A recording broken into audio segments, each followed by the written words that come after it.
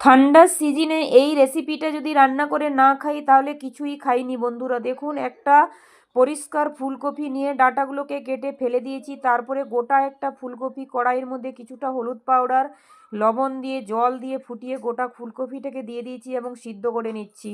তারপরে ওই ফাঁকে দুটো টমেটোকে স্লাইস করে কেটে নিয়েছি। তারপরে লবণ হলুদ মাখিয়ে কড়াইয়ের মধ্যে সরিষার তেল দিয়ে সুন্দর করে উল্টে পুল্টে ভেজে নেব। এই যে দেখুন, আমার টমেটো ভাজা হয়ে গেছে, তুলে রেখে দিয়েছি। ওই তেলের মধ্যে কিছুটা লম্বা লম্বা করে কেটে রাখা পেঁয়াজ দিয়ে দিয়েছি, ওইটাকেও সুন্দর করে ভেজে তুলে নিয়েছি। তারপরে থালার মধ্যেই গোটা ফুলকপি, পেঁয়াজ কুচি, ধনিয়া পাতা, শুকনো লঙ্কা, ভাজা টমেটো সুন্দর করে লবণ দিয়ে প্রথমে ধনে পাতাটাকে, লঙ্কাটাকে, লবণটাকে, টমেটোটাকে ভালো করে মেখে নিচ্ছি।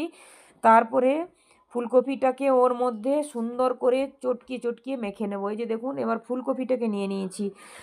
দারুণ টেস্ট হয়, অসাধারণ বন্ধুরা। উপর থেকে সরিষার তেল দিয়ে দিলাম, না জবাব, অসম্ভব।